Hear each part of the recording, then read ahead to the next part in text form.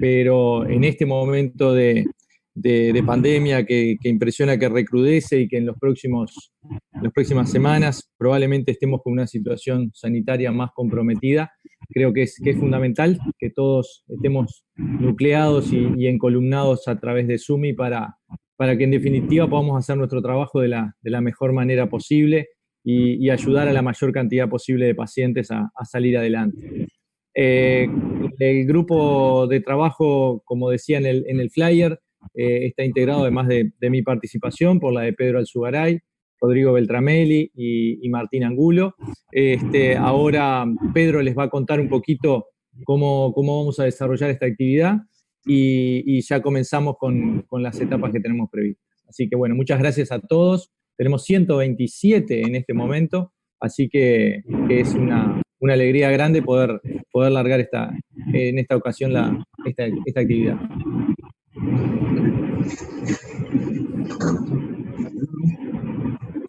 Hola. Bueno, Arturo, gracias por las palabras estas que iniciamos. Quiero agradecer a la Sociedad Uruguaya de Medicina Intensiva por facilitarnos la plataforma y bueno, van a ser una capaz que tiene que ser una de varias instancias. Estamos entrando en una fase de la pandemia un poco más jodida, o un poco más comprometida capaz. No tenemos que asustar, siempre lo dije, que creo que cuando hicimos su primer Zoom hace en marzo, esta enfermedad hay que respetarla, pero no hay que temerle. Creo que por ahí va por ahí. Sabemos bien lo que tenemos que hacer, estamos preparados para hacer lo que tenemos que hacer. Ya sabemos bastante más de la enfermedad, de cómo se transmite, de cómo se contagia, cuáles son las cosas que tenemos que hacer para tratar de prevenir. Protección, lavarnos las manos y mantenimiento del distanciamiento social. Y con esas cosas vamos a mantener la raya del virus, vamos a mantener la raya de la enfermedad, que realmente es una enfermedad jodida, pero bueno, pero tenemos herramientas para combatirla y para tratar de mejorar los resultados. Esta actividad se va a centrar en la oxigenoterapia de alto flujo. Muchos colegas nos pidieron un poco de información porque, bueno, el oxígeno de alto flujo está llegando a los diferentes departamentos y a las unidades de terapia intensiva. Es una técnica que llevará en Montevideo, en Uruguay en particular. Salvo los pediatras, la medicina de adultos debe tener 5 años en que empezamos a desarrollar y a utilizar el oxígeno de alto flujo, motivo por el cual hay unidades que todavía no tienen una en pediatría, y lo están ahora reutilizando o retransformando para usar en adultos. Así que la idea es hablar un poco de oxígeno de alto flujo y las bondades del oxígeno de alto flujo. Pero ya les digo que no es la panacea para el COVID. Muchos enfermos van a ir a la ventilación mecánica, algunos enfermos van a venir ya intubados y van a tener que ir a la ventilación mecánica, y algunos otros enfermos van a precisar ventilación no invasiva. Pero sí les digo que si tenemos oxígeno de alto flujo, es recomendable, si el enfermo llega lúcido a la unidad, utilizarlo siempre de entrada. Porque hay muchos enfermos, quizás un poco más de la mitad, que van a andar bien con el oxígeno de alto flujo, y que esos van a andar bien en general. Andan bien con oxígeno y se van a ir vivos y se van a ir de altas. En cambio, cuando van por el camino de la ventilación, en el mejor de los casos, y esto para las estadísticas mundiales, no solo para los números de Uruguay, un poco menos de la mitad se van a salvar, o la mitad se van a salvar en el mejor de los casos.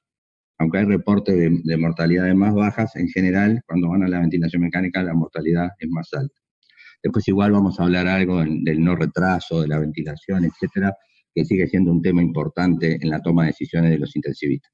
Pero básicamente Arturo va a dar ahora, porque no me quiero extender más, una introducción con algunos conceptos fisiopatológicos y algunos aspectos bien prácticos. Cortito, Arturo me mostró la presentación, iba a ser cortita.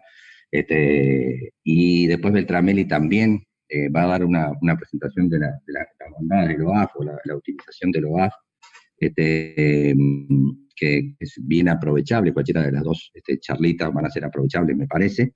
Después tenemos un video que es casero, pido las disculpas del caso cuando vean el video, pero bueno, es un video que hicimos en el laboratorio un poco, le sacamos el audio porque tratamos de hacerlo con audio y quedó mal, así que va a ser un video mudo donde uno de nosotros, Beltramelli y yo que estamos acá, vamos a tratar de explicar cómo funcionan las opciones de oxígeno de alto flujo que hay en el mercado. En realidad les vamos a mostrar dos opciones, pero son dos tipos de opciones de oxígeno de alto flujo.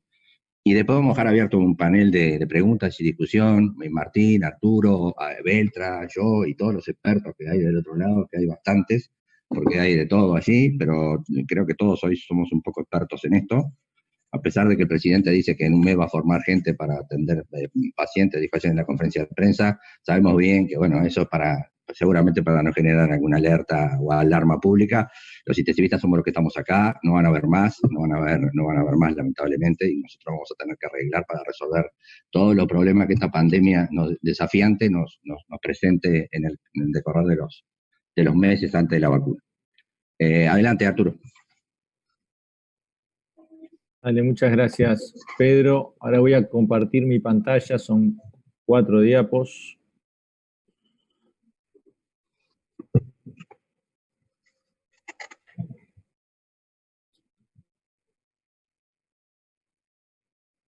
El objetivo de estos minutos que vamos a charlar es tratar de repasar algunas cosas básicas de lo que sabemos ahora sobre la fisiopatología de la oxigenación, de la respiración en general en el paciente con COVID, enfocado fundamentalmente en las cosas que nos dan soporte para después intentar instrumentar las distintas maneras que tenemos de apoyar al paciente con COVID.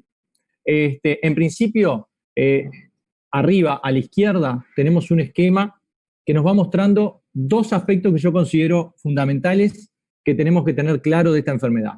Primero, la entrada del virus va a ser fundamentalmente por vía aérea, ¿tá? Con la colonización del epitelio nasal, nasofaringeo.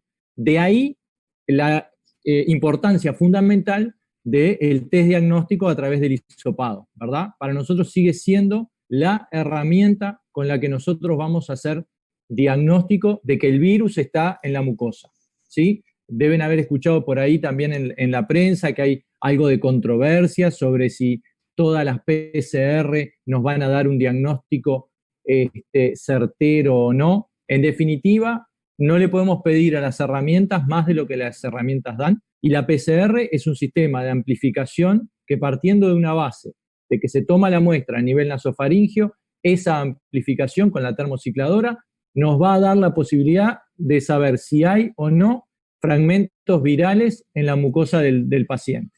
Si el paciente tiene una enfermedad y si esa enfermedad es leve o grave, lo va a dar como siempre el conjunto de signos y síntomas, y por tanto la participación del médico al lado del test positivo es fundamental para definir las conductas que vamos a tener con los pacientes, tanto al momento de ingresarlos como al momento de darles el alta, ¿tá? Entonces, la PCR es una herramienta importante, se utiliza tomando muestras del lugar por donde entra y coloniza el virus inicialmente, y va a ser un insumo más que nos va a ayudar a definir, porque no todos los pacientes con una PCR positiva van a estar cursando la enfermedad, o tampoco vamos a tener certeza de si están o no transmitiendo el virus. Esa información de la PCR la tenemos que juntar con el contexto clínico y evolutivo del paciente.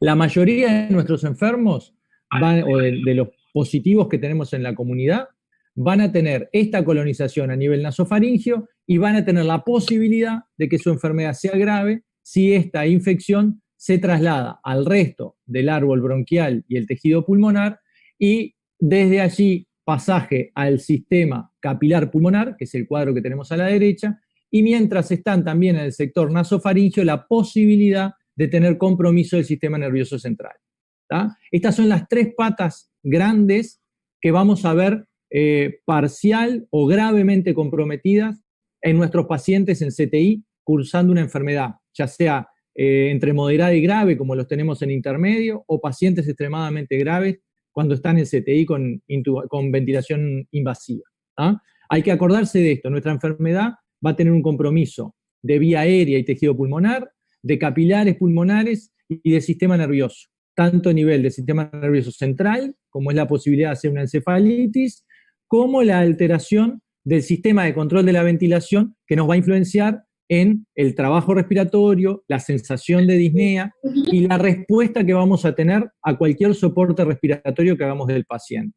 ¿Tá? Pero cada pata de estas nos va a aportar algunos de los componentes que luego vamos a ver que están en juego en nuestros pacientes. Es así que desde el punto de vista de la vía aérea y el tejido pulmonar, acá va a estar la fuente de hipoxemia, que va a ser nuestro signo cardinal y que probablemente sea el que guíe el pasaje de un paciente desde el sector comunitario, la internación en cuidados moderados, hasta el pasaje a cuidados intensivos. Grados variables de edema pulmonar y grados variables de tapones mucosos. ¿Esto por qué? Porque afecta a las células del epitelio. Y el epitelio, ¿se acuerdan que teníamos el epitelio en la vía aérea? Entonces, si altera la secreción de moco en la vía aérea, nos va a dar tapones. Y si altera el epitelio alveolar, eso nos va a complicar la formación de surfactante, la reabsorción del líquido de edema, pero eso es poco predecible en el curso de la enfermedad. O sea, todos los pacientes van a estar con hipoxemia, algunos tendrán algún grado variable de edema pulmonar, otros tendrán formación de tapones mucosos con pequeñas atelectasias, y en la sumatoria de esas dos cosas habrá más o menos colapso alveolar en nuestros pacientes. Pero seguro que vamos a tener la hipoxemia siempre presente. ¿Ah? Desde el punto de vista vascular, la relación alvéolo-capilar, vamos a tener una marcada tendencia a hacer trombosis, no solo de esos capilares pulmonares, sino también de toda la vasculatura sistémica en general. Nos va a traer complicaciones locales, porque al haber trombosis capilar va a haber un aumento que también va a ser variable del espacio muerto, va a haber cambios en la relación ventilación-perfusión, ¿sí? Y va a haber algún grado variable también de edema intersticial. Pero entonces, como hablábamos de la hipoxemia, acá en lo capilar es la trombosis y la inflamación de los vasos, ¿sí?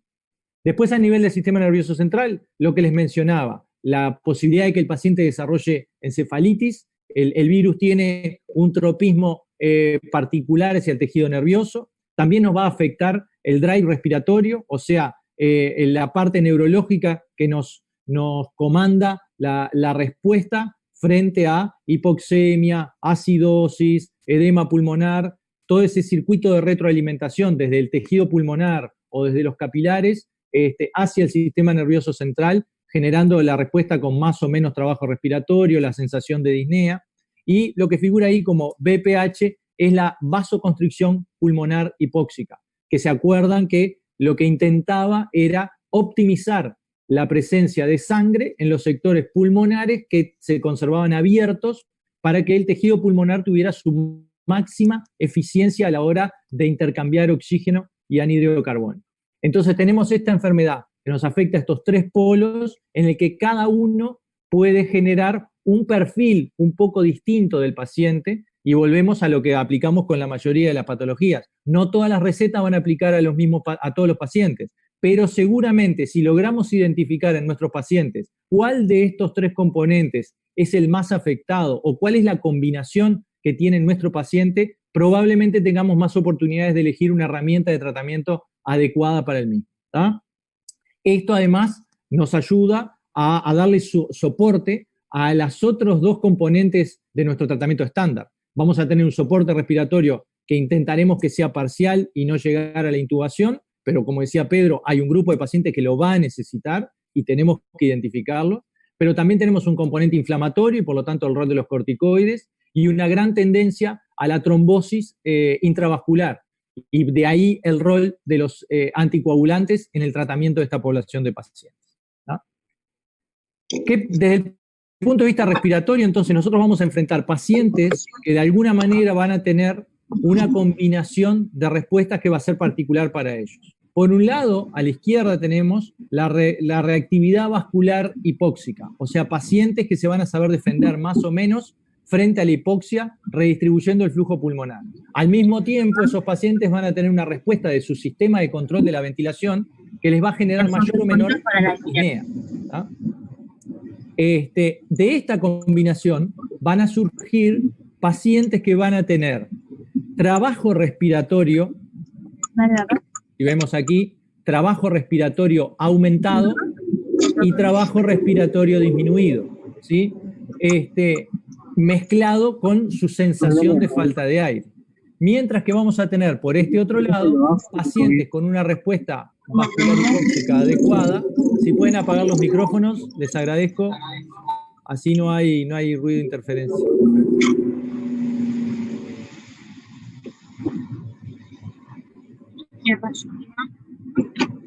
A ver, Robert, si apaga su micrófono, Robert. Perdón.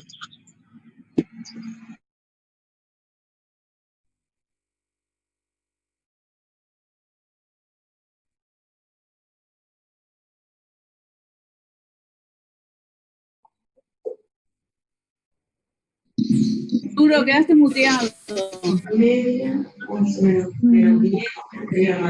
Gracias.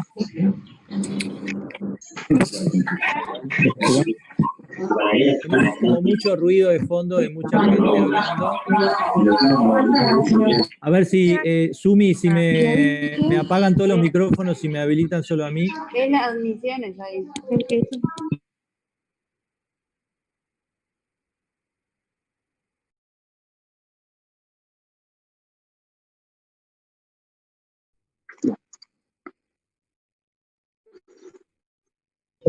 Ahí va, ¿ahora me escuchan? Entonces vamos a tener, como les decía, pacientes con poco trabajo respiratorio a pesar de tener una intensa hipoxemia, pacientes que van a tener poco trabajo respiratorio con una discreta hipoxemia. Esto es porque los pacientes tienen un sistema de control de respiración que está alterado, no sienten la falta de aire, pero su vasculatura pulmonar intenta compensar y por lo tanto la hipoxemia no es tan marcada. Y por otro lado, sí, pacientes que sienten la falta de aire, tienen trabajo respiratorio y en un caso su vasculatura pulmonar no está respondiendo bien y la hipoxemia es muy importante con mucho trabajo, mientras tanto que los otros pacientes van a tener trabajo respiratorio aumentado con una hipoxemia moderada a severa en algunos casos, pero no tan profunda. De esta combinación es que nosotros vamos a intentar definir cuál es el mejor tratamiento que podemos ofrecer. Muchos pacientes que se vienen agravando, que están en domicilio, pasan a internación en moderados y llegan a un cuidado intermedio, en unas primeras instancias, dependiendo de la sensación de falta de aire y del nivel de hipoxia, están con máscaras de bajo flujo. Acá tenemos que tener muy claro que estos pacientes no sienten falta de aire, pero esa sensación está desvirtuada con la severidad de su patología. Entonces, el periodo de máscara de bajo flujo debería ser muy al principio, hasta que ya tienen que entrar en cuidados intermedios, o después en la medida que van mejorando y vamos decalando algunas de las medidas de soporte respiratorio. Pero nuestros pacientes ya en cuidado intermedio van a necesitar algo más que máscara de bajo flujo. Y ahí es donde entra la OAF. Lo mismo que los pacientes a los que terminamos intubando y ventilando, tal vez se beneficien de algún periodo de OAF inicial, que es la primera medida que vamos a tener cuando lleguen nuestros pacientes a cuidado intermedio o CTI, pero tenemos que tener mucho cuidado de no demorarnos en un paciente que va a necesitar la ventilación mecánica invasiva, esperando que la OAF haga un milagro. ¿tá? En cualquiera de estos casos, la mayoría de las unidades no va a tener OAF disponible o va a tener muy pocas que se pueden consumir rápidamente. La BNI puede ser una opción. Recuerden que hay pacientes que van a tener grados variables de edema pulmonar, de colapso, algo de fatiga muscular, y tal vez la BNI en cualquiera de estos casos pueda ser una opción. Y si no tenemos OAF, obviamente vamos a darle la oportunidad de una ventilación no invasiva y ver qué respuesta nos da el paciente en cada caso. ¿Por qué, además de las razones fisiopatológicas de por qué este soporte respiratorio puede ser adecuado o no para el paciente, hay un concepto que es bien claro y lo manejaba Pedro al inicio. La OAF no es la panacea, es el que mejor se comporta en un grupo grande de pacientes, pero no porque tenga un beneficio en sí mismo, sino porque probablemente es menos dañino que los otros mecanismos de soporte respiratorio. Tenemos un tejido pulmonar que está inflamado, con los vasos inflamados, con regiones que pueden tener un poquito de edema, algo de atelectasia. con sensación variable de trabajo respiratorio. Entonces las opciones que generan mucha presión en vía aérea, que intentan abrir todo el tejido pulmonar, le caen muy mal a este paciente con COVID-19. A eso se suma que muchas veces hay algún grado variable de compromiso del sistema nervioso central y el patrón respiratorio que adopta este enfermo es muy difícil de acompañar en una ventilación invasiva. Entonces rápidamente pasamos a la sedación profunda, a los relajantes musculares, en un círculo vicioso que después no nos deja sacar el paciente del ventilador.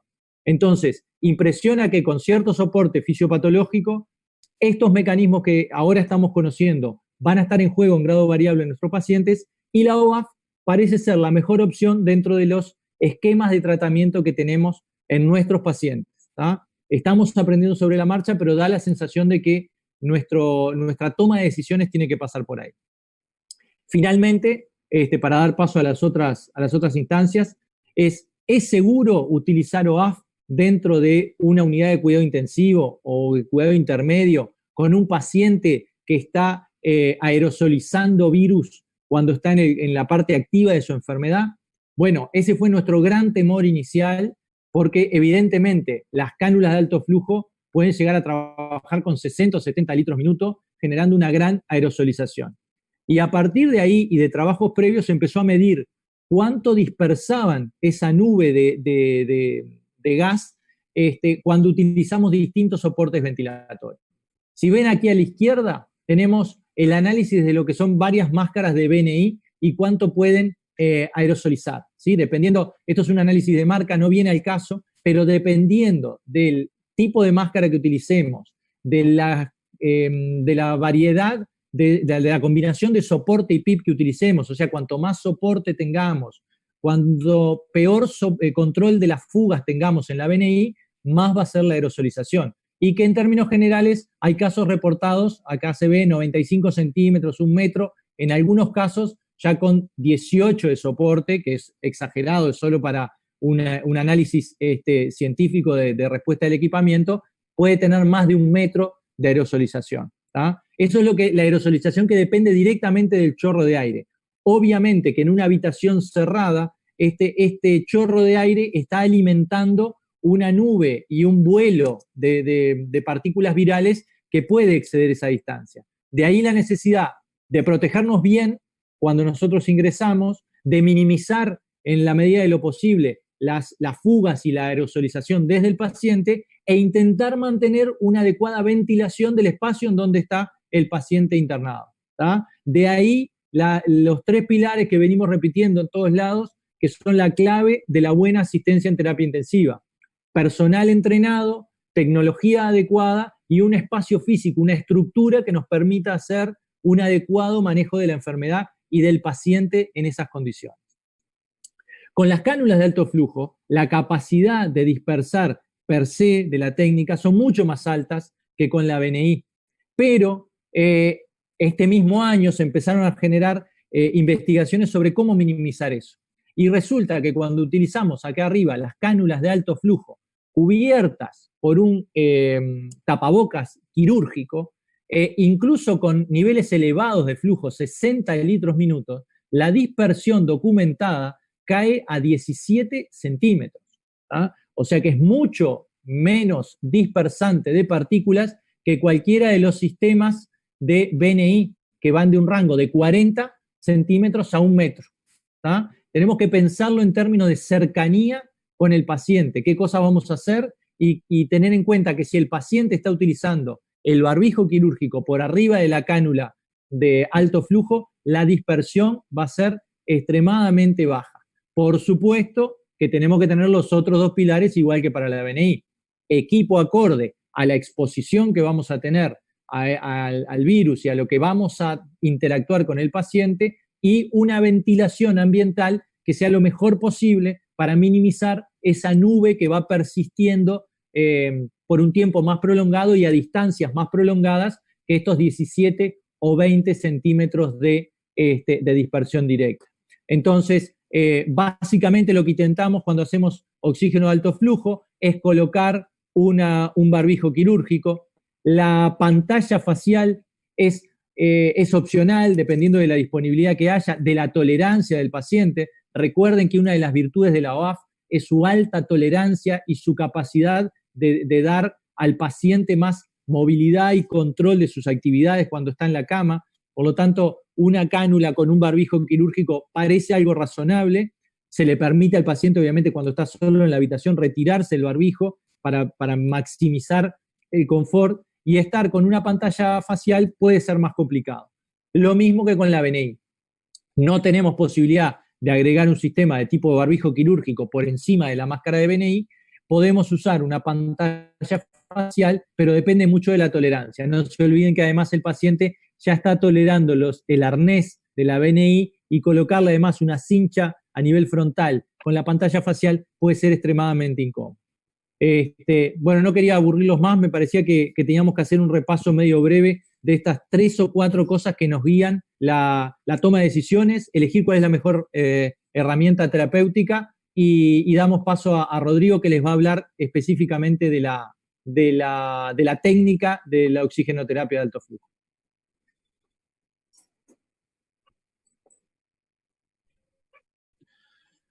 Gracias, Arturo. Les voy a compartir la pantalla. Vamos a tratar de ser lo más breve posible para explicar los beneficios y cómo se usa el oxígeno de alto flujo en este grupo de pacientes tan particular, ¿ah? Lo importante de este tema es, bueno, es por el aumento de casos de infección por coronavirus que han habido en estos días, que estamos entrando en fase exponencial, y cada vez más pacientes nos van a ingresar a nosotros a la terapia intensiva, y hay que intentar tratarlos de la mejor manera posible. Las formas graves que llegan a los CTI se caracterizan sobre todo por un marcado aumento del trabajo respiratorio, como lo explicaba Arturo recién, y por una hipoxemia que es desproporcionada al compromiso parenquimatoso del pulmón. ¿Ah?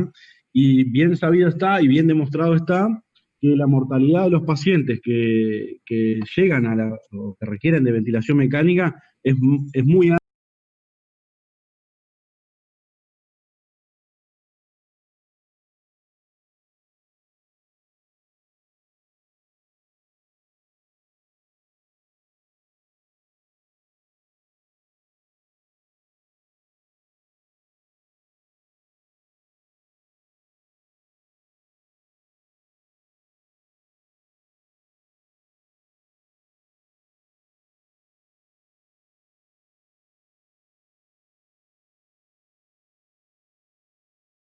La oxigenoterapia convencional, ¿sí?, de los pacientes disneicos.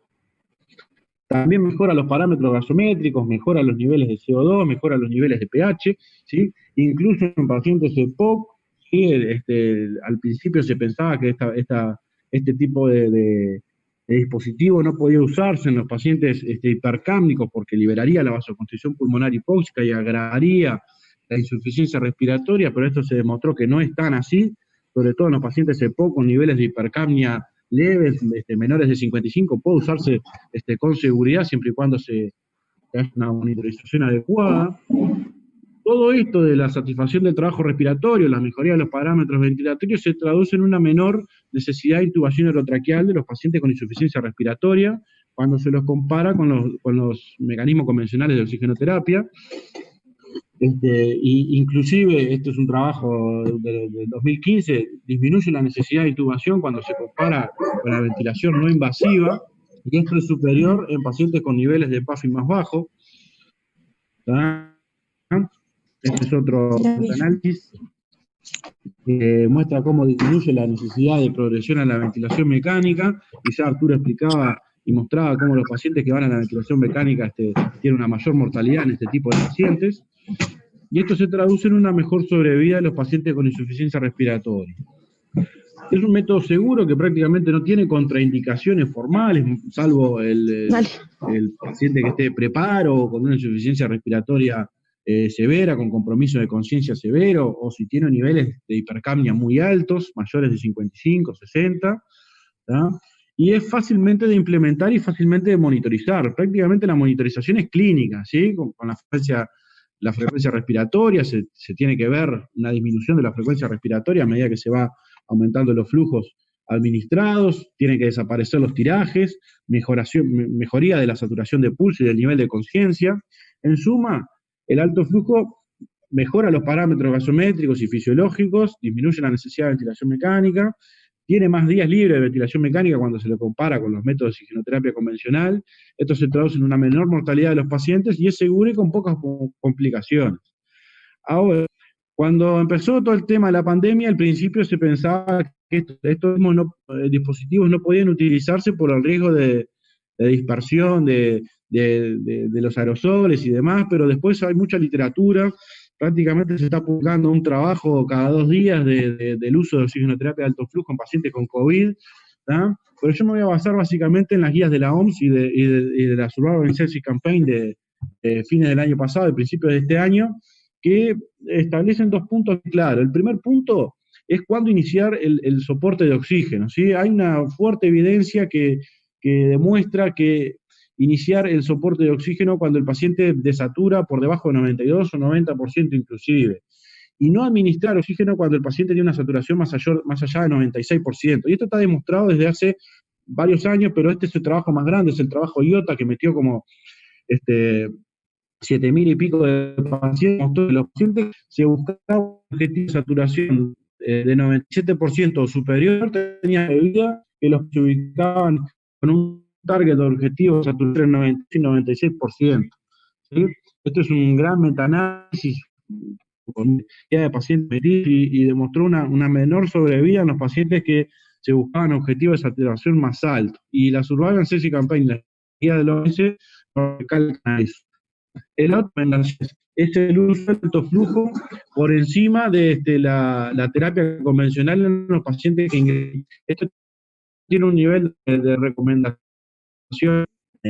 a esa altura del año, pero después con los trabajos que han surgido lo han cimentado una evidencia más fuerte en este sentido. Incluso se recomienda oxígeno alto flujo por sobre la BNI que tiene indicaciones particulares, llámese en los pacientes EPOC o con falla cardíaca.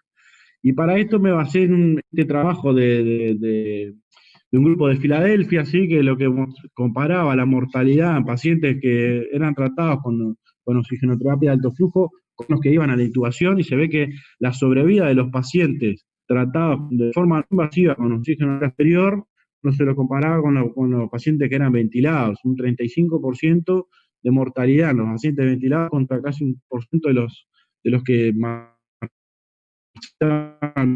menos días de hospitalar y menos días de estadía en CTI, lo cual es muy importante a medida que van aumentando el número de casos y el número de ingresos a la terapia intensiva. ¿Ah? Acá es un trabajo que compara el uso de alto flujo y BNI en pacientes COVID. Se ve que prácticamente no hay diferencias en los parámetros clínicos de frecuencia gasométricos, ¿sí? Y lo que dice la diferencia a favor en la frecuencia respiratoria a favor del alto flujo, hay una mayor disminución de la frecuencia respiratoria cuando se lo comparaba con la BNI, y prácticamente no tenían diferencia en la tasa de mortalidad o de progresión a la ventilación mecánica. ¿Tá? Y esto también se basa en el tema de la aerolización de las partículas, como explicaba Arturo. Este trabajo compara todos los equipos de administración no invasiva de soporte ventilatorio y la distancia de dispersión de las partículas. El que menos distancia tiene de dispersión es el Helmet, que lamentablemente acá en Uruguay no hay, que tiene 0 dispersión porque el paciente tiene todo está cerrado a nivel del cuello, entonces eso cae todo a nivel del dispositivo y no hay aerolización de partículas hacia el ambiente. El que le sigue es la máscara de no reinhalación, y seguidamente del oxígeno de alto flujo, que tiene, como explicaba Arturo hoy, 17 centímetros, 20 centímetros de dispersión de partículas. Y esto se explica sobre todo por la administración de estos flujos. Esto es un trabajo que mostraba cómo lavaba el CO2 de la vía aérea superior, pero explica bien cómo también el tema de la aerolización de partículas se ve favorecido por el alto flujo, ya que en expiración, como se ve a la derecha, genera un flujo turbulento de gases, lo cual hace que las partículas tengan menos distancia de recorrido una vez que salen de la vía aérea del paciente, menos de 20 centímetros, 25 centímetros de dispersión. Y esto es importante porque también disminuye más a medida que usamos los métodos de protección, de las máscaras quirúrgicas y las caretas faciales. El alto flujo incluso tiene menor dispersión que los equipos de CPAP o la máscara oronasal. Incluso, esto me sorprendió, la cánula nacional, la dispersión de partículas es la que mayor dispersión tiene es con la cánula nasal convencional, que puede llegar hasta 1 metro de dispersión de los aerosoles, ¿sí? Y cuando se lo compara con la BNI, que llega a casi 75 centímetros, y eso va a depender de las presiones administradas, es una diferencia importante entre la distancia de dispersión de las partículas. ¿Tá? Siempre utilizar métodos de protección, como explicaba Arturo, se puede usar el tapabocas quirúrgico en los pacientes con oxígeno de alto flujo sin problema. Lo ideal es la utilización de una careta de protección facial, pero como decía Arturo, a veces no es incómodo o no hay suficiente cantidad de material disponible, ¿sí? Pero si eso para el paciente, obviamente el equipo de salud tiene que utilizar todos los elementos de protección personal, la careta, el tapaboca, las sobretúnicas impermeables. Eso disminuye el riesgo de infección prácticamente cercano a cero. ¿Ah? Y en cuanto a la monitorización del oxígeno de la terapia de alto flujo en los pacientes con COVID, pues traje este trabajo ¿no? para saturación en este tipo de pacientes ni por la oxigenación. Se ve que la saturación y por tanto el índice PAFI o SAFI que se utiliza en estos pacientes es el éxito de la terapia de alto flujo. Hay que guiarse por los parámetros clínicos, sobre todo el descenso de la frecuencia respiratoria, que es la curva roja, es la que tiene una mejor predicción del éxito de la terapia de alto flujo en este grupo de pacientes. Después ahora cuando hable al Sugaray, que va a contar de la experiencia de él, del trato de pacientes, rápidamente cómo mejora la frecuencia respiratoria, cómo disminuye el trabajo respiratorio de estos pacientes y se tiene confortable, incluso con saturaciones por debajo de 90, ¿sí? Entonces hay que guiarnos mucho por la clínica, no hay que hacer tanta gasometría, porque capaz que si nos guiamos solamente por la gasometría, terminamos ventilando a pacientes que podrían haber marchado bien con terapias no invasivas. Y por último, le dejo este esquemita acá de las guías americanas del tratamiento de los pacientes con COVID, ¿sí? Primero tratar de evitar la intubación orotraqueal si es posible, pero bueno, incluso se puede utilizar el prono vigil en los pacientes con oxígeno alto flujo, pero capaz que eso es tema para otra charla, pero se ha hecho, hay trabajos en Chile que han mostrado beneficios y ha sido efectivo. Acá en Uruguay creo que hay algunas experiencias, algunos casos, no sé bien si fueron efectivos o no, pero sé que hay algunos pacientes que estuvieron en prono vigil, pero bueno, todo apunta a que tratar de ser lo menos invasivo posible, se reporta en beneficio en este tipo de pacientes, y bueno, una vez que la mecánica con el pulmón de los pacientes para no sobreagregar, bueno, y para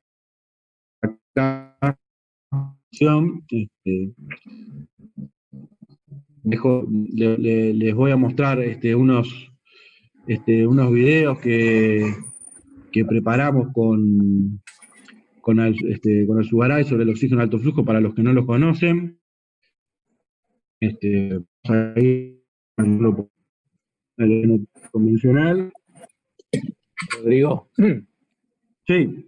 No, un comentario, porque a propósito de los videos que vas a mostrar, lo importante es la técnica, ¿no? En los distintos lugares probablemente van a tener acceso a alguna de las marcas, como decía Pedro, pero también tenemos opciones artesanales, o sea que dependiendo del equipamiento que tengan, a lo mejor en algunos lugares se puede explorar esa posibilidad de juntar una parte de equipamiento reciclado con la compra de las caretas para unificar y las canulas. Exacto, no hay una diferencia entre un equipo y otro, lo que hay, como decía, es la técnica lo que ha demostrado beneficio. Se puede hacer artesanal utilizando blender de respiradores viejos y calderas de respiradores viejos, se puede utilizar las calderetas y los blenders externos o los equipos que hay de los equipos comerciales como el Ergo 2, que después también lo vamos a mostrar, que es el que está más difundido acá en el Uruguay. También hay otros que capaz que en algún momento de la pandemia pueden llegar acá al Uruguay, bueno, y hay que conocerlos.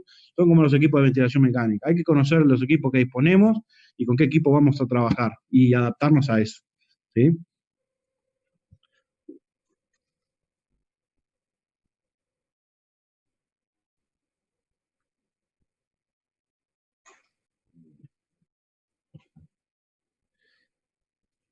¿Estás viendo la...? Se ve la pantalla, pero no el video. Se ve el escritorio de donde tenés la carpeta con los videos. Pero... Está.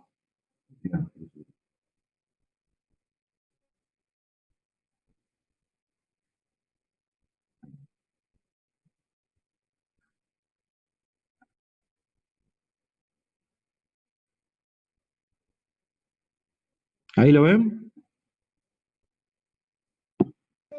Sí, ahora sí se ve, sí. Perfecto.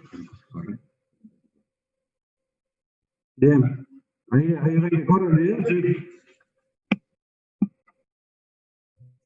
Ahora Suaray le va a ir explicando las partes de este equipo artesanal de oxígeno de flujo. Dale. Hola, bueno, vamos a ver, tenemos un video que trata de ser demostrativo. Ya le pedí perdón al inicio por la calidad, y bueno, no somos profesionales en esto, así que salió lo que salió. Pero básicamente le quiero decir que hay tres formas. Nosotros tenemos dos videos, motivo por el cual hay una de las formas de hacer oxígeno de alto flujo que no la filmamos. Y vamos a mostrarle una forma que es con una turbina que hace oxígeno de alto flujo. Una de las marcas que hay es el Ergo 2, pero puede haber otro. Pueden haber otras que funcionen de la misma manera, pero básicamente genera flujo con una turbina y se enriquece con oxígeno. Ese lo vamos a ver en segundo término. Y después vamos a ver el sistema de estas presiones, la pared, y con pantalla. Por último, los respiradores más modernos y actualizados están trayendo software para hacer oxígeno de alto flujo, motivo para el cual el respirador actuaría como esta parte de aquí, digamos, que ahora yo se las voy a explicar. Haría la mezcla de FiO2, todos los respiradores son capaces de hacer una mezcla, tienen un blender interno que nos van a dar una mezcla de FiO2, de oxígeno y aire determinada, y los respiradores trabajan con flujos extremadamente altos para generar volumen corriente y todas las prestaciones. Ellos son capaces de manejar flujos tremendamente altos, por lo cual un software que haga manejar flujos para el sistema de alto flujo es muy fácil para los ingenieros que hacen respiradores mecánicos. Motivo por el cual ese software lo que hace cuando ustedes van a iniciar el respirador, puede ser Draeger, Moen, Hamilton, y de hecho Puritan Ben está desarrollando, General Electric está desarrollando, y pronto todos los respiradores van a actualizar su software y van a tener la posibilidad de hacer oxígeno de alto flujo. En los respiradores lo que hacen es bloquear la válvula expiratoria, funcionan como un sistema unidireccional. Ustedes ponen una tubuladura que sale de la rama inspiratoria del respirador, que va al calefactor, y de ahí a la cánula de alto flujo. Eso no se lo mostramos en un video, es un debe. Después armamos un video con Beltramérica, uno de los respiradores del hospital que tienen el software, y lo colgamos en la página de la SUMI para que ustedes, el que tenga disponibilidad, aprenda cómo hacerlo. Obviamente que cuando el administrador le diga para comprar respiradores que hacen oxígeno de alto flujo, obviamente que eso es ventaja, pero recuerden que hay que comprar calderas y el sistema de humidificación. El respirador solo no es capaz de hacer alto flujo, porque el alto flujo también tiene todo el sistema de humidificación. Así que este sistema, que que les voy a mostrar en pantalla, es comprado, pero puede ser perfectamente artesanal.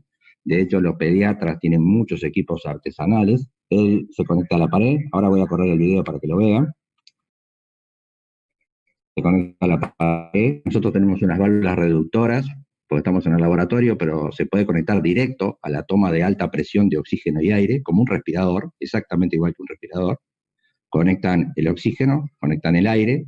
El oxígeno y el aire van a entrar en el mezclador, en el blender, que es ese equipito que tenemos ahí. que podrá ser comprado y nuevo, o podrá ser reciclado de alguno de los viejos respiradores que tienen los blenders, inclusive los Siemens lo tienen afuera y lo puede sacar, armar. Ahí está el blender que nos da la FIO2, 21, bueno, 50, 60, etcétera, etcétera. Y podemos poner la FIO2 hasta 100% que queremos. Esa mezcla, esa mezcla de oxígeno y aire, seguimos, pasa a un flujímetro, que es el que va a dar el alto flujo. Acá un detalle a tener en cuenta, este es un flujímetro especial de 70 litros, porque esto está armado para hacer oxígeno de alto flujo en adultos. Si ustedes van y piden en el servicio de pediatría y les prestan un oxígeno de alto flujo armado por los pediatras, este flujímetro, no sé si se ve la flecha cuando muestro aquí, pero no importa, el flujímetro que está señalado por mi mano, son flujímetros de 15 o de 35 litros, porque los pediatras precisan para hacer oxígeno de alto flujo en la bronquiolitis, un mililitro, un litro por minuto de flujo por kilo de peso, motivo por el cual con flujo bajo para lo que son adultos pueden generar alto flujo. Así que no nos van a servir esos flujímetros y tenemos que mandar comprar estos flujímetros que están en el mercado y que salen unos $180 masiva, capaz que un poco más, capaz que un poco menos. Así que del blender al flujímetro de 70 litros, ahí nosotros le vamos a dar el flujo que queremos. Habitualmente es alto flujo y valga la redundancia, se empieza con alto flujo. No está bueno poner esto a 25 o a 30 litros. El enfermo viene hipoxémico, con la frecuencia alta y con una necesidad de flujo alto, así que habitualmente arrancamos entre 55 y 60 litros. Después tenemos la caldera, porque el sistema de flujo va a ir a la caldera se va a encargar de calefaccionar y de humidificar. Esa caldera lleva agua destilada. Acá nosotros le mostramos, el descartable de la caldera, que es donde va el agua destilada. Este es un descartable. Hay calderas que no lo tienen descartable esto y que se llenan, se vacían, que se esterilizan. Fíjate como que eso que yo no lo encuentro mucho. Puede ser otra opción. Mucho. Estas calderas descartables se le conecta un sachet de agua destilada y por gravedad se va llenando, ¿sí? Y no hay que estar apretándolo ni esperar que se llene. Uno lo deja ahí, se llena automáticamente y lo empieza a usar inmediatamente el autoflujo y el agua se va regulando sola. Lo que sí hay que tener cuidado es que a las horas se va a consumir toda el agua y hay que cambiarle el sachet. Nunca va a hacer oficio. Nunca hacer oficio. Siempre va agua destilada, ¿sí? Eso entra a una de las ramas de la caldera y por otra de las ramas que le estoy mostrando una tubuladura que es descartable. También pueden ser tubuladuras no descartables y reesterilizables. La ventaja del sistema descartable es que la tubuladura es calefaccionada. Entonces, tiene un feedback de retroalimentación con la MRS850 de Fisher & Paykel, pero puede ser caldera de cualquier marca, y lo que hace es calienta la tubuladura y no condensa. Si no, esto tiende a condensar mucho y hay que ponerle trampa de agua. Si el sistema es muy artesanal, hay que ponerle trampa de agua porque si no se llena de agua y le va el agua a la nariz del paciente. Con los sistemas descartables, eso no pasa y funciona perfectamente. Se conecta a la parte electrónica para la temperatura de la tubuladura, se prende la caldera. ¿Qué es lo que vamos a hacer ahora? Abrimos el oxígeno y el aire. Estamos ahí abriendo la presión de oxígeno y aire.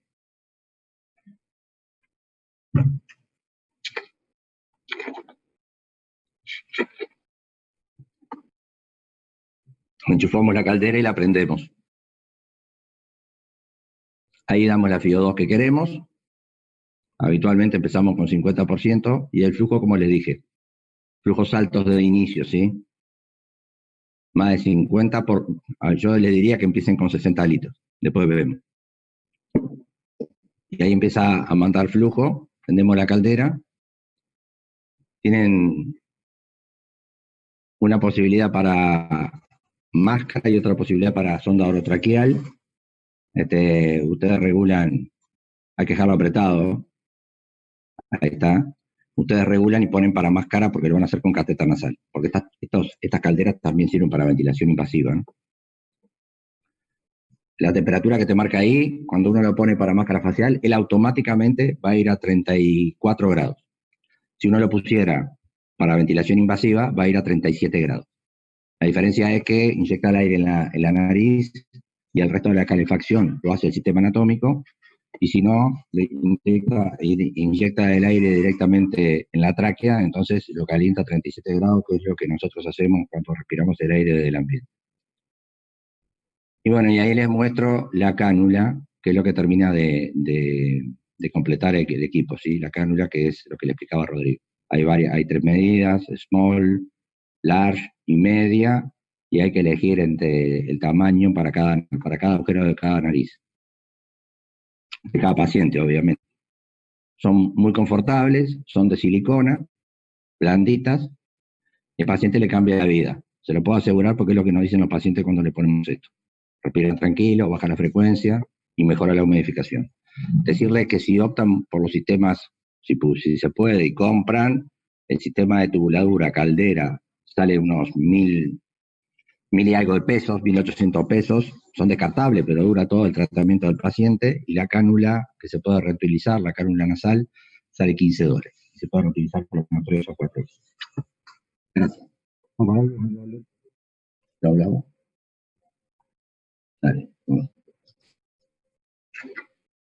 Bueno, y acá tenemos el otro sistema, es el sistema de la turbina, el Airvo 2. ¿Se está viendo? Sí, se ve bien, Pedro, sí. Se ve bien, perfecto. Bien, aquí tenemos el Airvo 2, entonces. Este es el equipito. Nada, es una turbina, es un equipo que tiene una turbina, la caldera la tiene incorporada allí, yo ahora voy a mostrar cómo se conecta. Tiene la ventaja de que no lleva aire y presión de la pared, de alta presión, motivo por el cual esto se puede usar en una sala común. Precisamos una toma de oxígeno común. Tiene un sistema con un filtro y una rejilla de donde la turbina toma el aire atmosférico. Ese aire está filtrado. Ese filtro no se cambia, o se cambia cada tantas horas de uso. Y después tiene el sistema de la caldera que les mostré hoy, que lo tiene incorporado a la turbinilla. Ahí está el sistema, que este es un sistema así, obligatoriamente y exclusivo para este equipo. También es descartable, con esos costos que les dije más o menos. Cuando digo descartable, no significa que hay que descartarlo todos los días. Si el enfermo está 15 días, esto funciona 15, 20, hasta 30 días funciona. Después empieza a fallar el sistema de calefacción de la tubuladura y empieza a condensar agua, y si tenemos muchos días, hay que cambiar el sistema.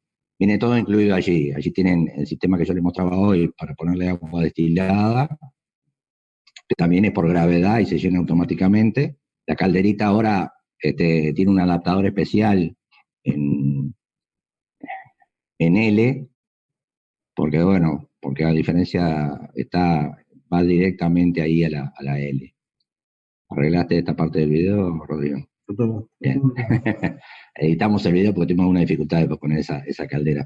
Pero bueno, da un poquito de trabajo ponerla, pero no, hay que apretar bien el adaptador y después calza perfecto. La tubuladura, acá les muestro, tiene un sistema eléctrico también, calza justo en la unión de la salida del aire, de la mezcla de aire y oxígeno, y ahí queda pronto, ahí se conecta la cánula nasal como les mostraba hoy. Esto se enchufa, y ahora se prende, que se lo vamos a mostrar, pero se enriquece con oxígeno. Si la hacemos funcionar así, ella va a funcionar solo con aire, y te va a dar 0,21. O sea que para generar una FiO2 determinada, necesitamos un flujímetro en la pared. Y nuevamente, el flujímetro de la pared tiene que ser un flujímetro especial, un flujímetro de 70 litros. Porque si ponemos un flujímetro pequeño allí, y queremos subir la FiO2, le voy a poner un ejemplo aquí. Si nosotros le ponemos 60 litros al equipito, la turbina va a tomar 60 litros de la atmósfera. Y si el flujímetro que tenemos es un flujímetro de 10, 15 litros, no vamos a llegar a más de 0,3 de FiO2. Porque la otra parte va a ser aire atmosférico. Solamente voy a darle 15 litros de los 60 van a ser oxígeno. Entonces, para que yo pueda tener hasta una FiO2 de 1, si quiero, para hacer oxigenoterapia preintubación o lo que precisemos, y en estos enfermos a veces precisamos FiO2 de 0,7 o de 0,8, Entonces necesitamos un flujímetro igual que el que le mostré hoy, que es un flujímetro de 70 litros. Así que cada vez que compren el Airbo, tienen que venir con un flujímetro de 70 litros para enriquecer y poder llegar a FIO2 más alto. Si yo pongo 60 litros y le doy 70 litros o 60 litros, la FIO2 va a ser de 1, porque todo el flujo va a ser flujo de oxígeno. Y después, las relaciones entre la cantidad de oxígeno y la cantidad de aire que tome la turbina va a ser la FIO2, que el equipo lo monitoriza en la pantallita esa que tiene allí, que ahora lo vamos a ver. Todavía estamos bien de tiempo, los videos son un poco largos a veces, pero bueno, van a quedar después para verlos. Capaz que le tenemos que escribir un texto y además de este video grabado quieren tener el videito aparte. Ahí se prende el equipo.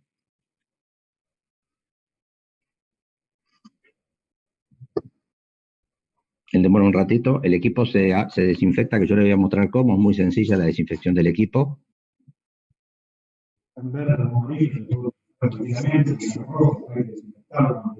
Exacto. Tiene como un semáforo allí que apareció recién en pantalla. Si él está en rojo, hay que desinfectar. Si está en amarillo o en verde, se puede utilizar.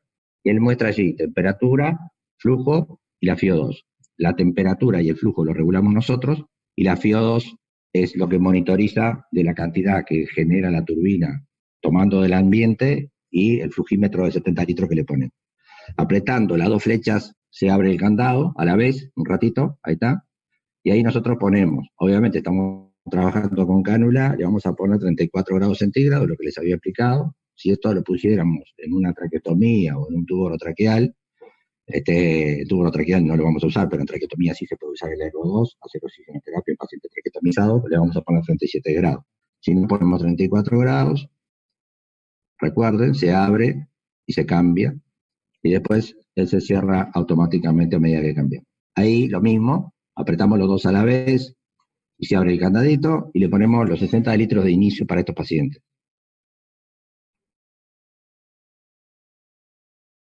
Confirmamos, ahí queda con la temperatura, y él monitoriza. Si tenemos cerrado el oxígeno de la pared, él va a generar los 60 litros tomando la turbina del aire ambiente, y va a dar 0,21, y en la medida de que vamos abriendo el oxígeno de la pared, él va a ir subiendo, la FIO2.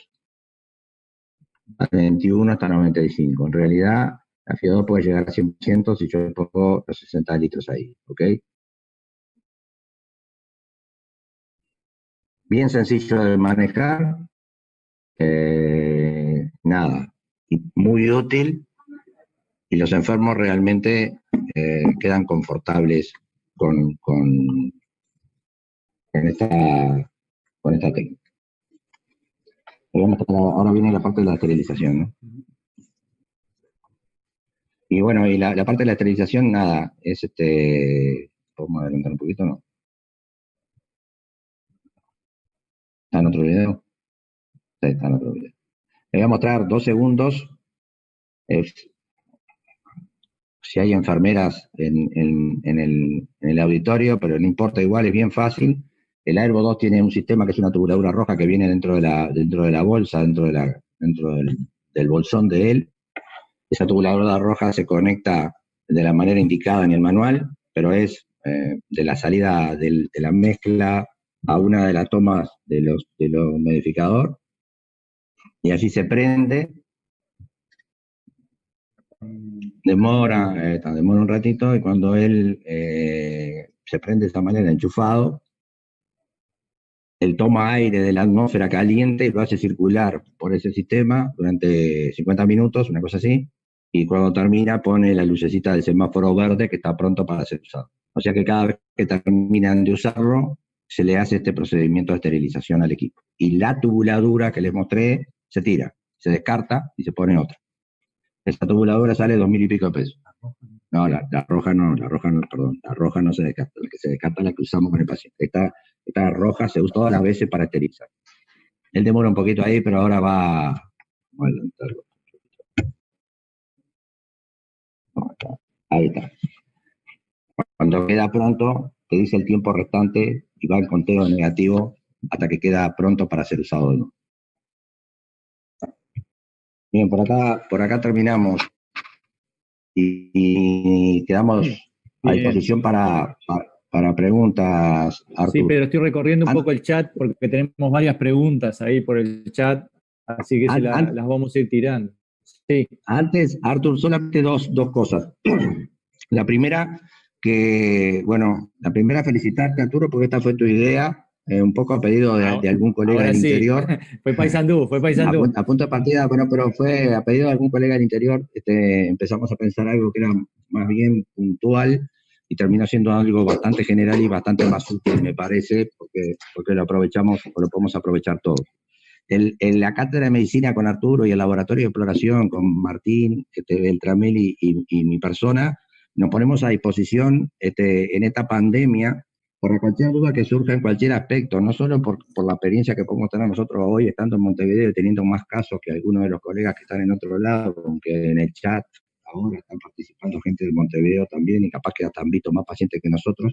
Igual nos ponemos a disposición absoluta para consultar dudas y hace un rato revisaba el chat y vi a Osiris. Con Osiris hemos hablado alguna vez porque a veces genera ansiedad tener enfermos 25 días ventilados, etcétera, etcétera. Son enfermos de largo aliento. Hicimos lo mismo en la pandemia del H1N1 y me parece que ponemos a disposición, está bueno. Yo hablo por los demás, pero lo tengo a Arturo que lo estoy viendo ahora en pantalla que hace así con la cabeza y mi equipo sin lugar a duda que está disponible y estamos a las órdenes para eso. Solamente eso antes de empezar con la ronda de preguntas. Dale. Genial, Pedro. Porque de hecho, vamos a ser honestos, cuando recibimos los primeros, entre los 2 o 3 centros que teníamos los primeros pacientes, estábamos hablando entre nosotros todo el tiempo, buscándole la vuelta, a ver si a todos nos pasaba lo mismo. O sea que esto es ir aprendiendo e ir aprovechando la experiencia de todos los colegas, ¿no? Voy repasando un poquito entonces algunas de las preguntas. Algunas ya algo las comentamos. Primero, a todos los que se conectaron un poco más tarde porque hubo algún problemita para engancharse, me confirma Mariana Noya que sí, que la presentación quedó toda grabada y que va a quedar en el canal de YouTube de la SUMI, o sea que a partir de ahí se puede consultar y repicar por todas las redes y las vías que se puedan. Después, preguntaban un poco si se podían usar los equipos de pediatría, y ya Pedro aclaró el tema de la limitante que tenemos con el flujo, pero si aseguramos los flujos altos con los flujímetros adecuados, ese equipo se puede reutilizar. Después por acá preguntaban, Alberto Echegaray preguntaba si tenemos una estimación del costo de cuánto sale armar un dispositivo casero. Yo creo, Pedro, que ahí depende mucho de lo que tengas para reciclar y cuántas cosas tengas que comprar, ¿no? Sí, exactamente. Sí, exactamente, Artur.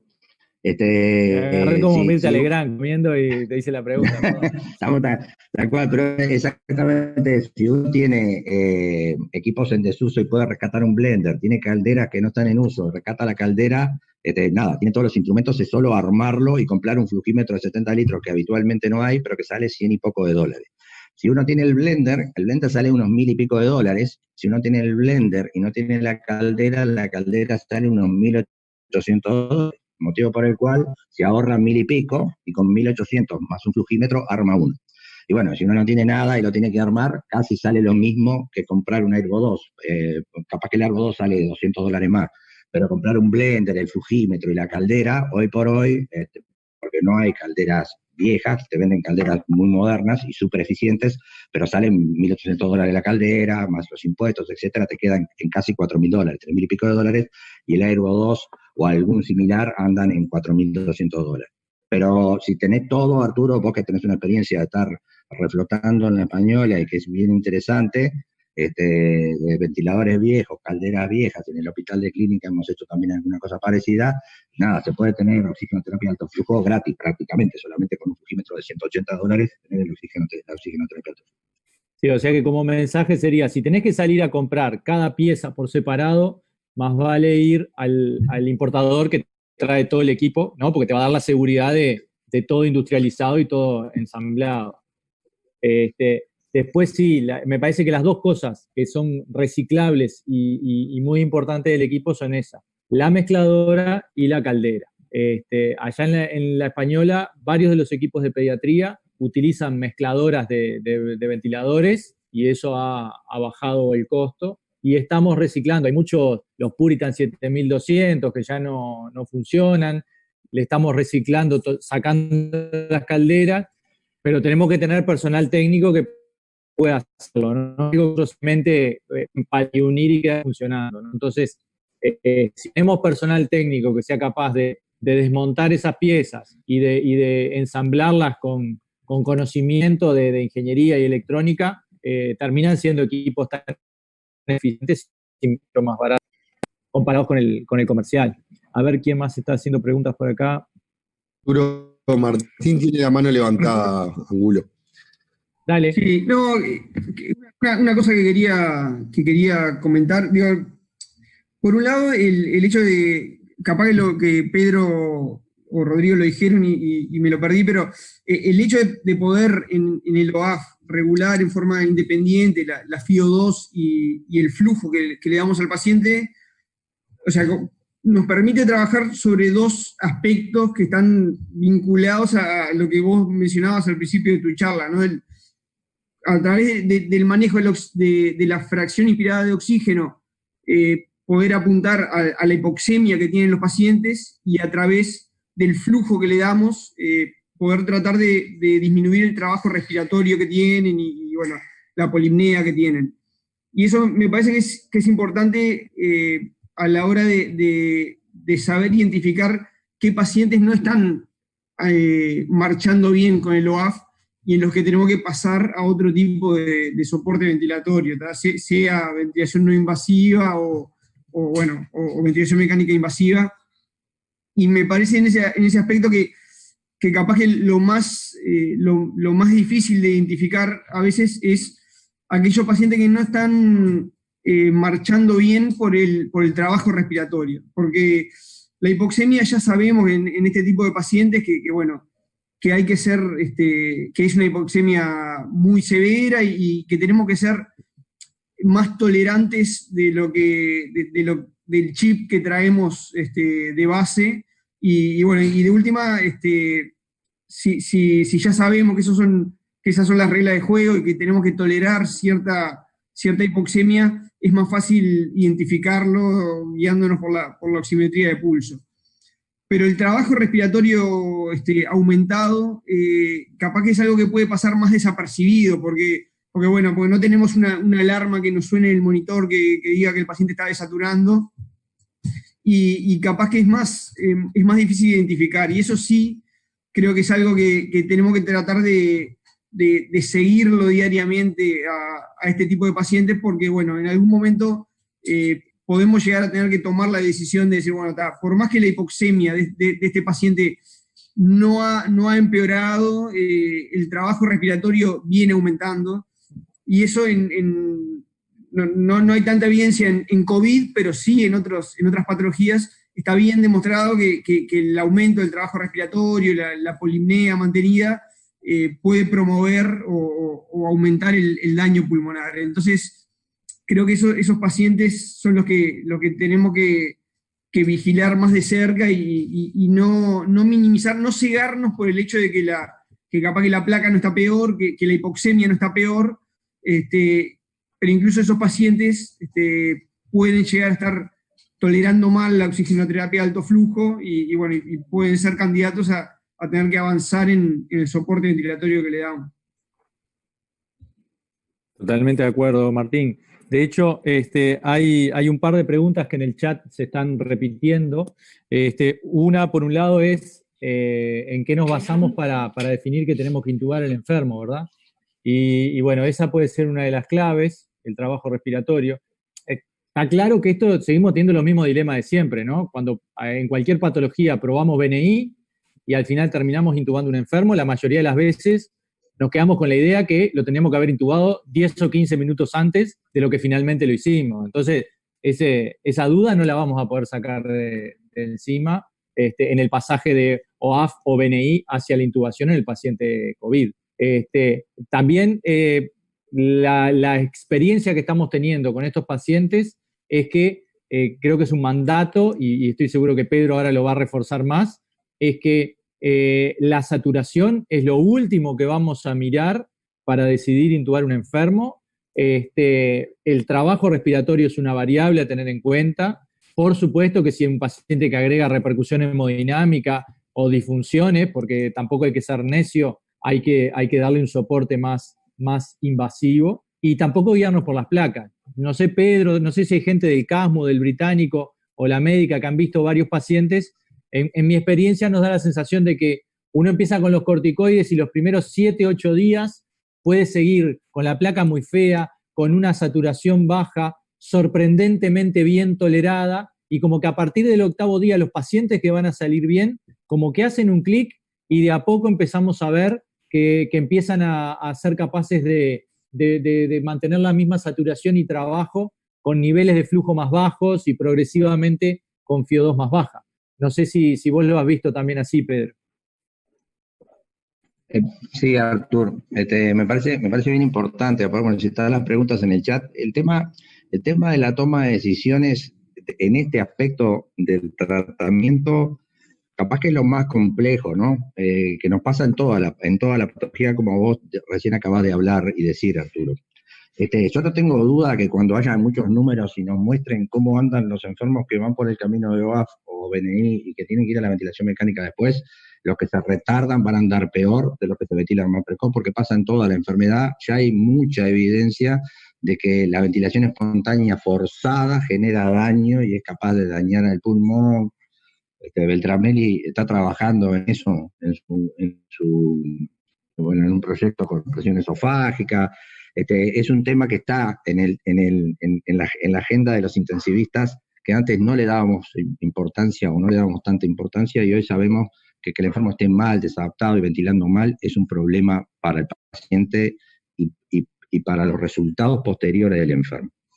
Ahora, acá cambia un poco el chip, porque en las otras enfermedades tenemos más elementos para tomar la decisión. Si el enfermo desatura, si el enfermo no va bien con el intercambio de gases, si el enfermo se pone hipercápnico, si los requerimientos de presión de OAF son máximos, si los requerimientos de ventilación invasiva estamos con un soporte de 12, una PIB de 12, bueno, son todos signos de alarma y sabemos que ese enfermo, si en 2 horas no revertimos esa situación, lo mejoramos, o sea, lo llevamos a la ventilación invasiva. Y no mejora. Pero acá cambia, porque los requerimientos de OAF van a ser altos de entrada, porque se los vamos a poner nosotros altos. Ni siquiera vamos a estar probando requerimientos más bajos al inicio, porque sabemos que se benefician, de hecho hay trabajos que muestran que se benefician de requerimientos altos de OAF en otras enfermedades, y uno lo lleva al COVID y pone flujo de 60, FiO2, que a veces subimos y tenemos FiO2 de 0,8, porque el enfermo tiene una hipoxemia muy, muy importante, a veces precisamos 0,8 para que sature 89.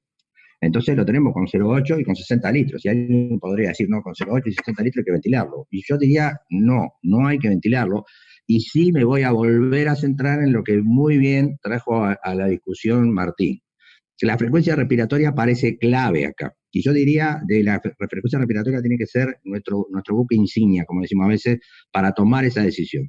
Si el enfermo tiene menos de 20, y vamos a poner rango, porque a los médicos nos gusta tener alguna receta, yo le voy a tirar una receta particular que me parece importante. Si tienen menos de 25 de frecuencia, el enfermo va a andar bien. Olvídense de ese enfermo, aunque sature 83, ese paciente va a andar bien, porque como dijiste vos, Arturo, hacen un chip después de un determinado tiempo y empiezan a mejorar. En un momento uno lo va a ver y estaba saturando 89, empieza a saturar 94, después 98, después 99, le baja el flujo y lo detecta rápidamente porque el enfermo mejoró. Aunque después al aire desatura, pero ya salió de esa etapa grave. Y pasa sistemáticamente, porque ya lo hemos visto, en más de 20 enfermos que llevamos visto con esta enfermedad, hemos visto ese comportamiento.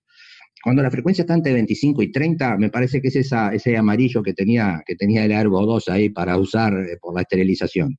Ese semáforo amarillo, me parece que es una precaución, pero no me apuraría a ventilarlo, porque si bien al principio, recuerdo a Mato en marzo de una charla y él decía que si tenía más de 25 había que ir a la ventilación mecánica, hoy sabemos que si esos enfermos que están entre 25 y 30 no hacen acidosis metabólica y nosotros lo podemos soportar y saturan 90, 89, 92 y zafan, van a andar bien también. Y si los llevo a ventilación, los estoy soportando en el mejor de los casos a la mitad de mortalidad, no 50% de sobrevida, en el mejor de los casos. Uruguay tiene 77% de mortalidad en los enfermos ventilados, de acuerdo a los últimos datos que mostró la SUMI.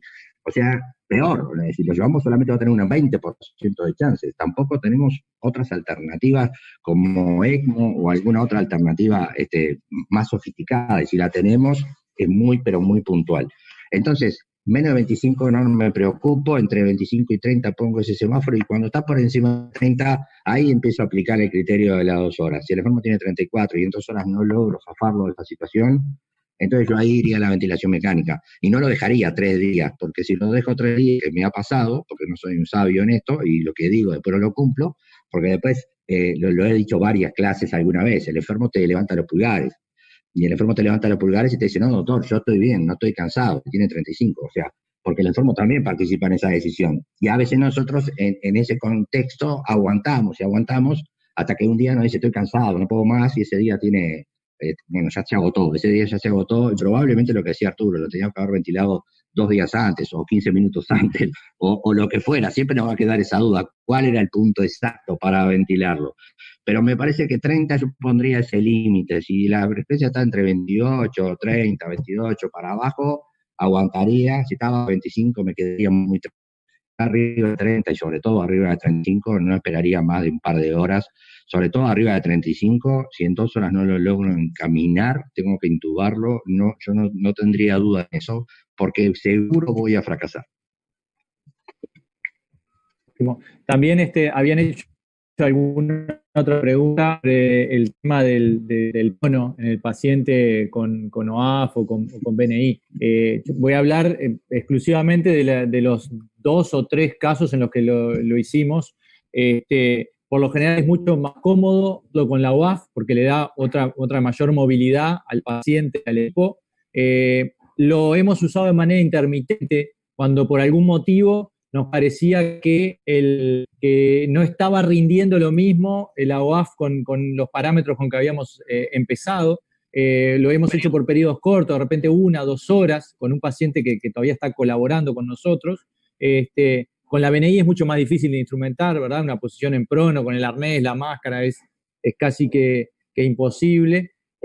No tenemos experiencia como terapia estandarizada y prolongada, ¿no? Es difícil mantener un paciente sin pseudoanestesia boca abajo por un tiempo prolongado, pero como esas opciones de que a veces por 2 o 3 horas nos pueden ayudar, recuerdo por lo menos 1 o 2 casos donde realmente hizo la diferencia. Ganamos esos puntos de saturación que después permitieron que el enfermo, al volver a supino, tuviera una mejor tolerancia.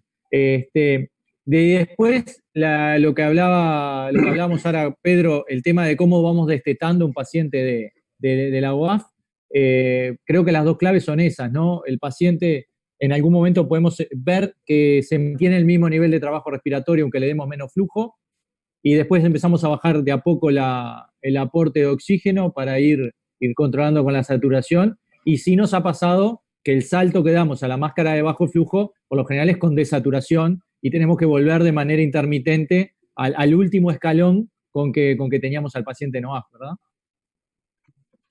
Artur.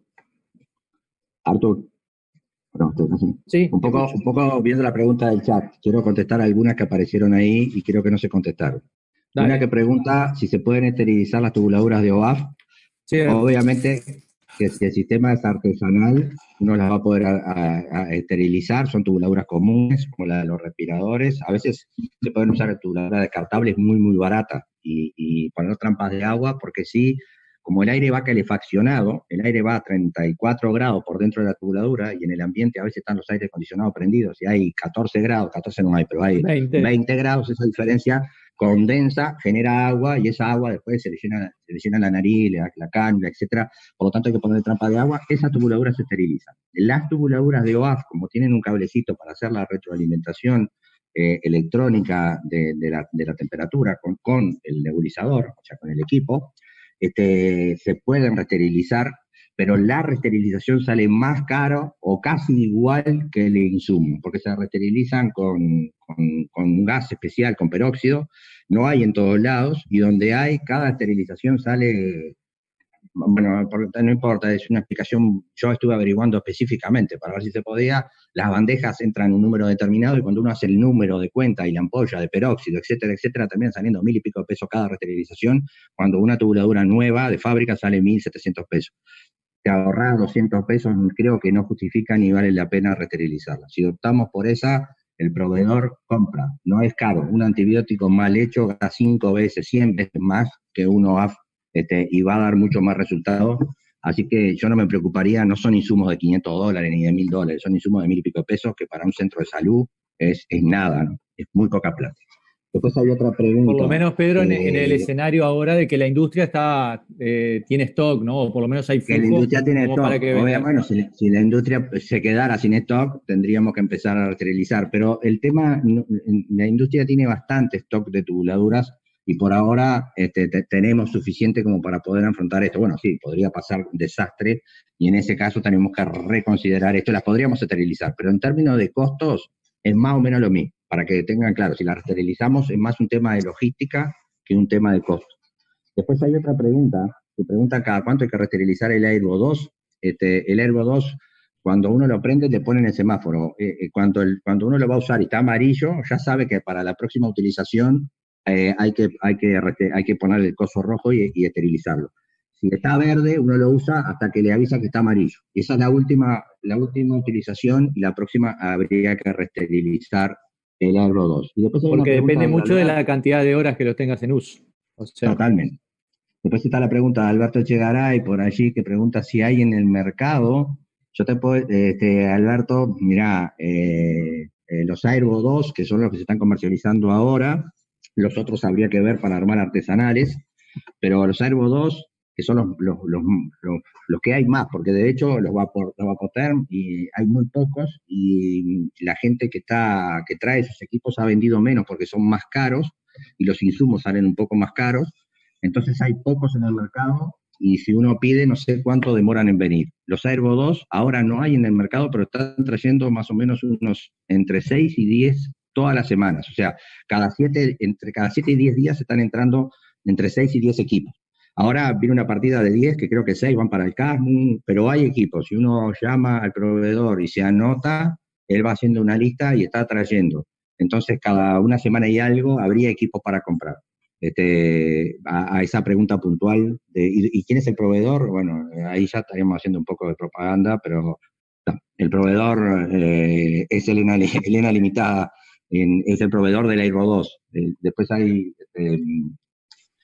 Medifix que es proveedor de otra marca que también es neozelandesa, que también es buena, que es otro de los proveedores de Airvo, pero no sé cómo está Medifix, creo que ahora no tiene, habría que llamar a ver cuánto le demora a él traer equipos para cero bajo. Bien, Pedro. Henry, por el chat, Albornoz quería hacer un comentario. Henry, adelante. Hola, bueno, felicitaciones por la actividad, la verdad que es muy buena, creo que vale la felicitación al grupo que la hizo y a la gente que la organizó y la pensó.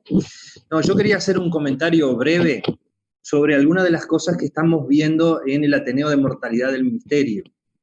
Por el Ateneo de Mortalidad del Ministerio ya hemos revisado en el entorno de los 50 fallecidos aproximadamente.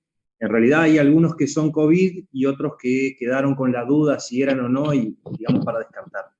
Pero el comentario que quería hacer era reforzando un poco lo que ustedes planteaban recién a punto de partida del comentario de Martín. Empezamos a identificar como algunos patrones evolutivos hacia la muerte, para decirlo de alguna manera. Hay algunos que hacen mucha disfunción inicial, y fallecen a veces rápidamente en el entorno de los 5, 6, 7 días. Eso pareciera ser todo respuesta inflamatoria descontrolada en el contexto de la infección. Hay otro patrón de muerte que es el que cursa entre 2 y 3 semanas o más en la unidad de cuidado intensivo, y ese en general es en los que aparece la sobreinfección. Y hay un patrón de muerte que ya identificamos unos 3 o 4 pacientes, que en realidad parece seguir ese esquema de lo que ustedes estaban hablando, de una injuria pulmonar, a veces como autogenerada, digamos, en el contexto de un uso quizás prolongado de OAF o ventilación no invasiva, en el cual vemos pacientes, y ya les digo, hay 3 o 4 que reconocen ese patrón claramente, en el cual después de 6, 7, 8, a veces más, 10 días de ventilación no invasiva, y esto no va en contra de lo que decía Pedro, para nada, ¿no? De que un día el paciente hace el clic y mejora, pero que hay algunos que llegan a esa situación que ustedes comentaban, de ventilación mecánica con trabajo respiratorio aumentado, cierto agotamiento, y esos pacientes, lo que hemos visto en este Ateneo de fallecido es que se intuban, se ventilan, y en 24 a 48 horas fallecen de una disfunción orgánica múltiple, pero donde lo que domina es la insuficiencia respiratoria prácticamente inventilable, con hipercapnias muy severas, acompañada de shock y el resto de las disfunciones. Y en esos pacientes de este patrón no se ha identificado infección. Eso es lo otro que quería decir, porque en los otros, en ese patrón tardío que yo les decía de los otros, aparece algún microorganismo en las secreciones respiratorias, aparecen bacteriemias, ha aparecido alguna infección fúngica por Aspergillus y también alguna candidemia, probablemente primaria en ese contexto, pero este patrón que ustedes relataban de que puede ocurrir, yo les diría es eso, tenemos 3 o 4 pacientes que fallecieron que se reconoce, por lo menos parece reconocerse, diría yo, ese patrón que ustedes cuentan, de teoría de la injuria pulmonar probablemente vinculada a este mecanismo que ustedes decían.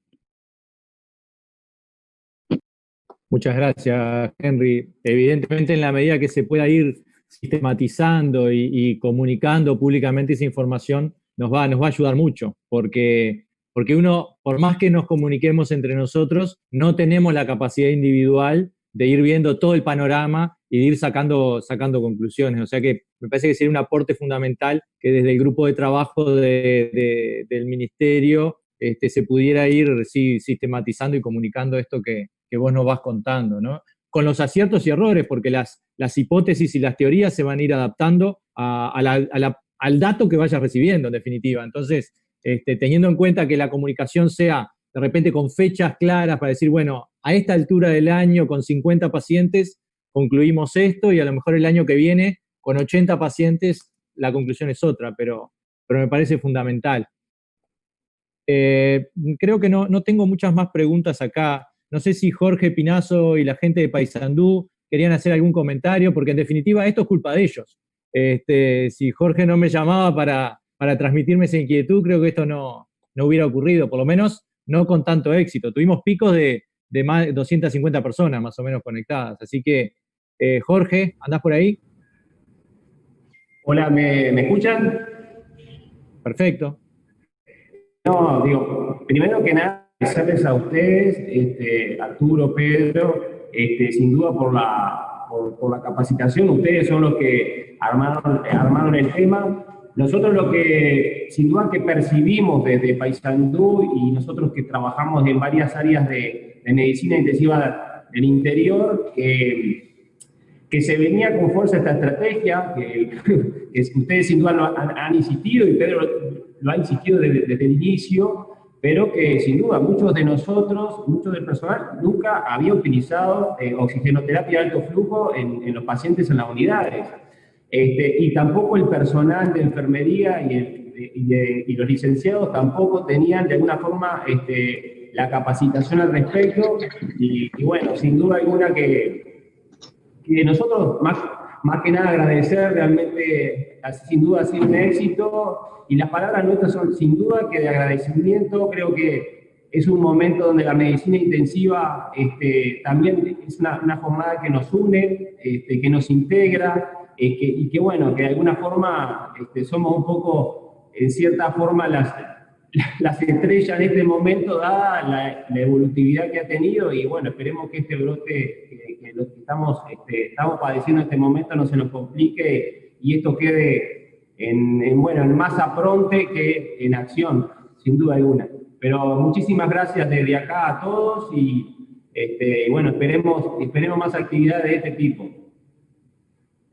Bueno, muchas gracias a vos, Jorge, y a toda la barra ya de Paysandú.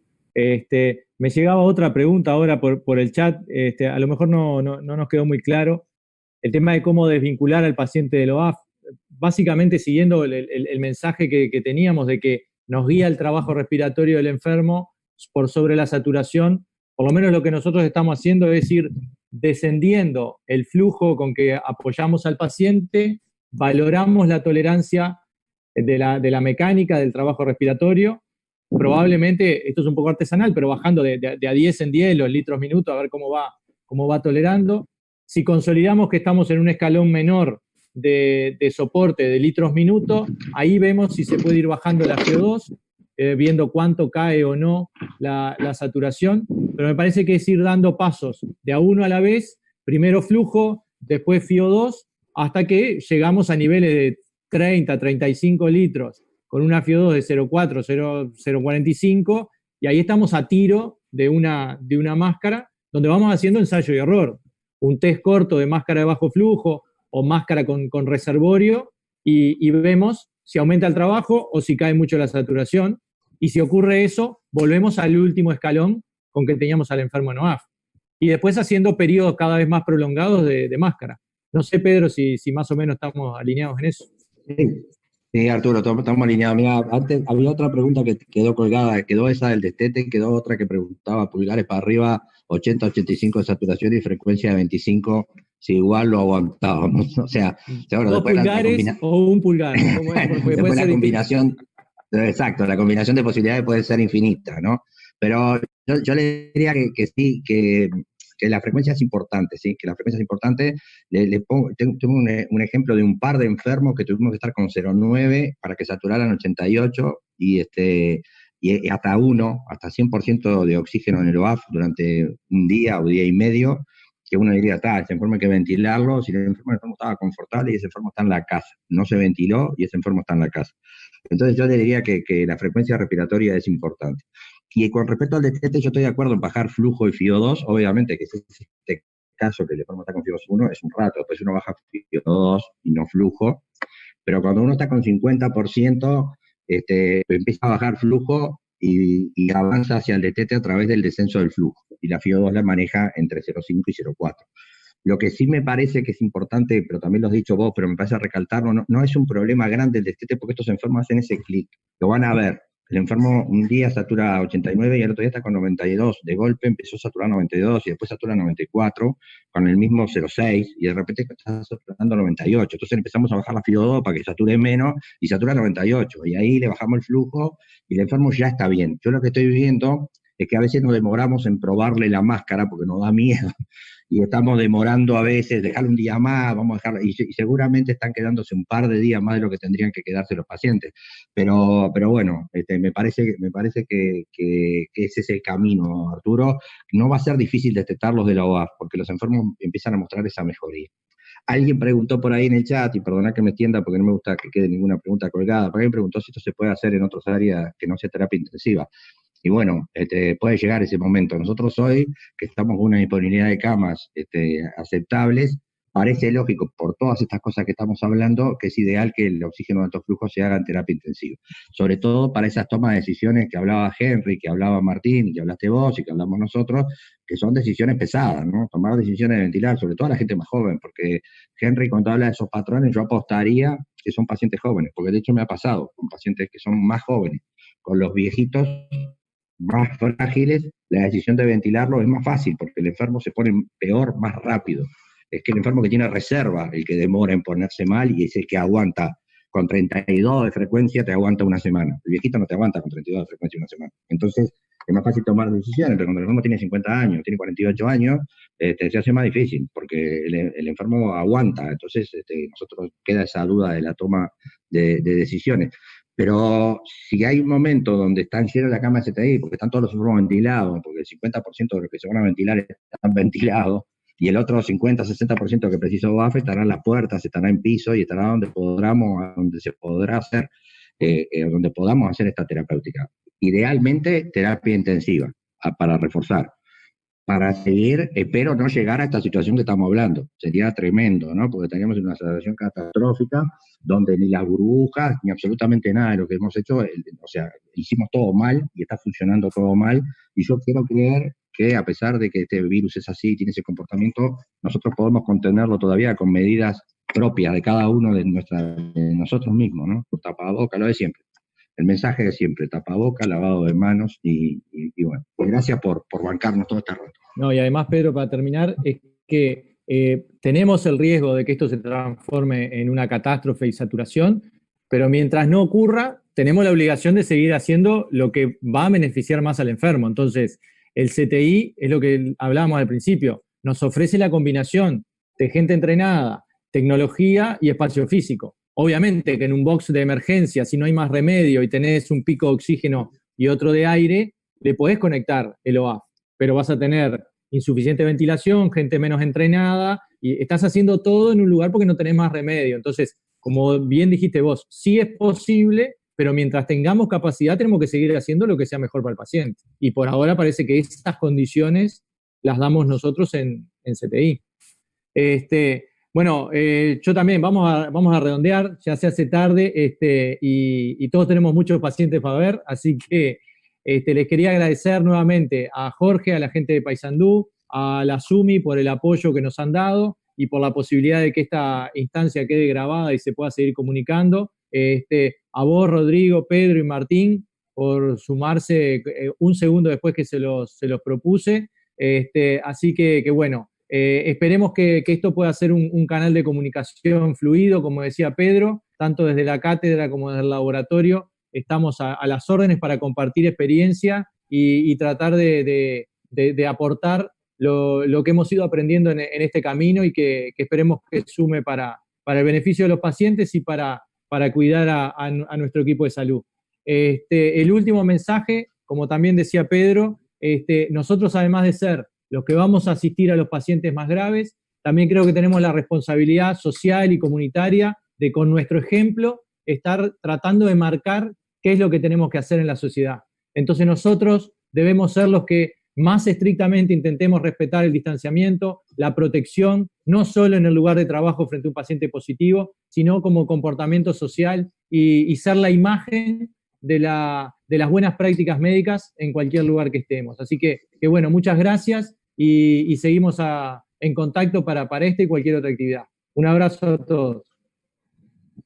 Abrazo. Abrazo. Muchas gracias.